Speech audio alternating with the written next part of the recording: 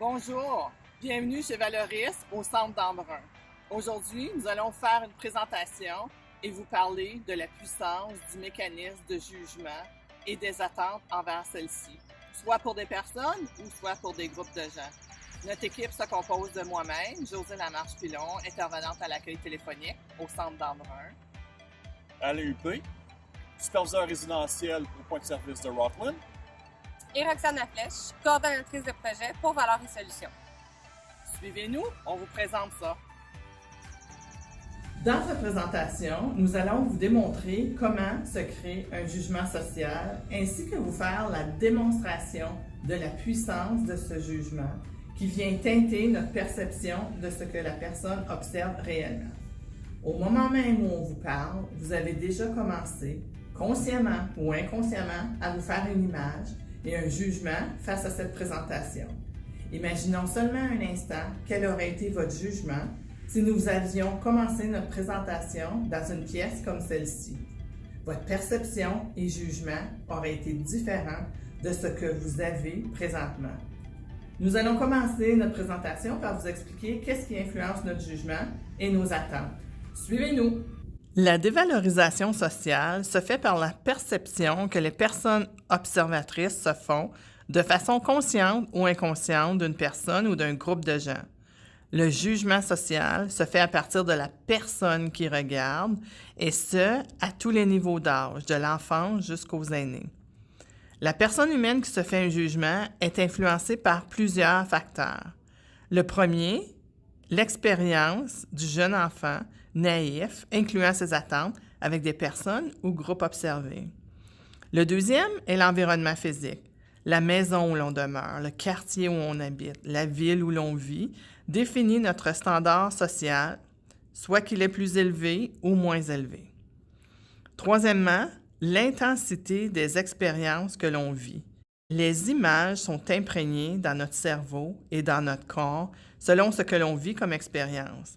Exemple, des voyages en famille à Disney, des enfants qui ne font que se promener ou errer dans les rues d'un village ou d'une ville, des enfants qui font des expériences en ziplining, des jeunes qui fument. Quatrièmement, notre famille. C'est là où l'on apprend nos valeurs dans notre enfance, le respect des normes de la société, les attentes élevées, la religion, ce qu'on apprend de façon consciente ou inconsciente. Cinquièmement, on se fait un jugement social par les premières impressions. Quand on rencontre une personne, souvenez-vous, lors d'une entrevue, notre apparence, notre poignée de main, notre regard, notre façon d'être vont influencer le jugement que les personnes auront. Sixièmement, la confirmation d'un stéréotype existant. Ce sont les idées préconçues que l'on se fait d'un individu ou d'un groupe d'individus. Par exemple, des gens qui ont les cheveux rouges, les gangs de rue, les gens qui ont des tatous. Oh, mais si cela était le tatou de Justin Bieber, vous auriez une perception différente. Les gens qui roulent en bicycle à gaz, les personnes âgées. Notre perception d'une catégorie de gens est affectée également par notre bagage culturel. Par exemple, les personnes âgées dans certaines sociétés sont perçues comme forts, intelligents et ayant beaucoup de connaissances. On se réfère souvent à eux pour les consulter pour une prise de décision. Dans d'autres sociétés, ils sont perçus comme ignorants, dépressifs, malades. On parle ici de la même catégorie de personnes, mais vues différemment selon différentes sociétés. Un jugement se crée toujours à partir de la perception de l'observateur, que ce soit d'une personne, d'un groupe de personnes ou d'une situation.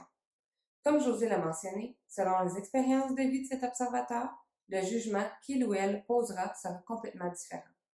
Le jugement social se crée en 4 étapes. En premier lieu, selon les expériences et caractéristiques de la personne qui observe. Les jugements et les attentes seront dictés selon les apprentissages familiaux et les valeurs avec lesquelles les personnes ont grandi. Si l'observateur a déjà vécu une expérience négative ou positive envers une situation ou une personne, son jugement sera affecté en avance et dans les autres éléments. On peut aussi faire le lien avec d'autres thèmes de la VRS, comme l'identification interpersonnelle et l'imagerie sociale. Si une personne se voit en l'autre, même si ses expériences ne sont pas les mêmes, le jugement sera moins à risque d'être négatif. En deuxième lieu, l'environnement physique de la personne qui l'observe. Le lieu dans lequel se déroule une activité, l'environnement où se trouve la personne ou le groupe jouera beaucoup sur la perception et le jugement de l'observateur. Une même activité se déroulant dans 2 endroits différents aura une toute différente connotation. Par exemple, le meilleur violoniste du monde ne sera pas perçu de la même façon s'il joue dans le métro que lorsqu'il est sur scène dans un théâtre. En troisième lieu, l'environnement social de la personne qui observe. C'est l'environnement dans lequel on vit, nos histoires, les apprentissages, nos valeurs et notre culture.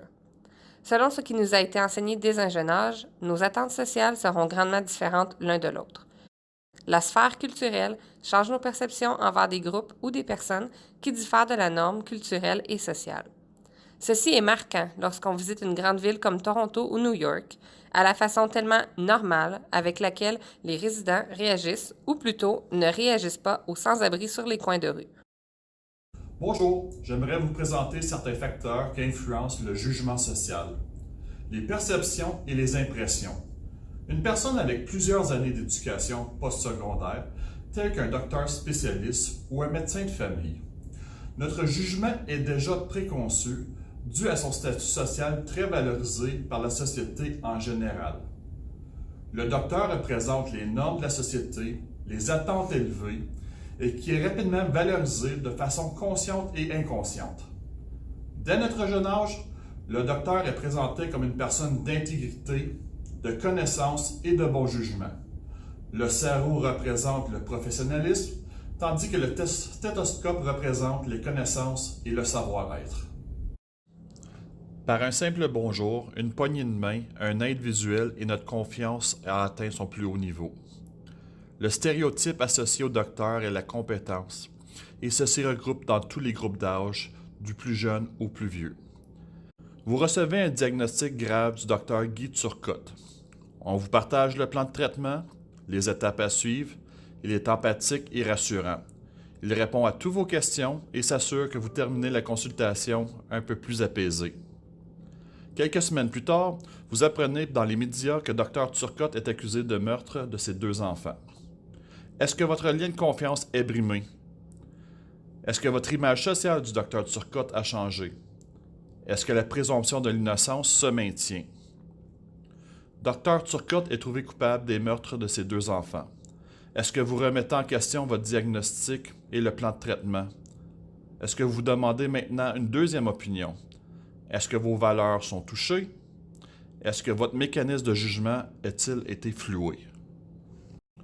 José est invité à un spectacle bénéfice comme levée de fonds pour la salle de spectacle, le Théâtre Paradoxe. Elle se dresse de ses plus beaux vêtements, robe de soirée, bijoux et maquillage.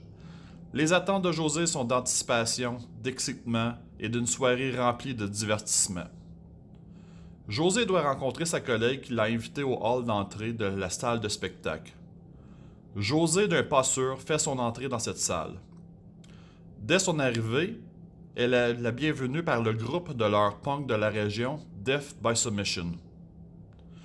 José reste muette par sa grande surprise et se tourne rapidement à la recherche de sa collègue de travail pour rapidement réaliser qu'elle est entourée de gens différents. José ressent rapidement la peur, l'inquiétude, l'incertitude et un plus grand niveau d'anxiété. La réaction de José est bien fondée. Ses attentes n'étaient pas ce qu'elle vivait présentement. Lorsqu'une personne vit une importante contradiction des attentes, ceci va influencer son jugement. Encore plus, nos attentes fixées ne correspondent pas à l'idée que on est fait de cette activité, ou de la rencontre de ce groupe, ou d'une personne. Ceci va affecter son mécanisme de jugement. Est-ce que José pourrait être capable de réaligner ses attentes et son mécanisme de jugement pour avoir du plaisir lors de cette soirée? En conclusion, tel que présenté dans les 2 derniers scénarios, notre mécanisme de jugement peut être appelé à faire des choix, à faire des réflexions, à poser des jugements de façon consciente et inconsciente. Ceci démontre à quel point nos expériences, notre environnement, nos valeurs, nos attentes, nos impressions, les contradictions et les stéréotypes existants dans toutes nos interactions. Finalement, un jugement se crée vraiment selon ce que la personne observe réellement. Nous avons tellement de stéréotypes et de perceptions préconçues envers certains groupes ou personnes marginalisées que nous créons rarement une nouvelle opinion seulement basée sur cette nouvelle observation. On peut améliorer la puissance du mécanisme de jugement en amenant les gens ou groupes de gens à avoir des rôles sociaux importants. De cette façon, ils seront bien perçus par les autres. On doit changer la perception de leur rôle dans la société afin de permettre que les gens puissent se faire un bon jugement des personnes ou groupes de gens. Quelle aurait été votre première impression si notre vidéo avait débuté ici? Quel aurait été votre premier jugement? Quelles auraient été vos attentes si nous avions commencé notre présentation ici? Vos impressions? Oui, Impression? non, c'est moi, première impression, ça c'est jugement. Ok, on va le faire.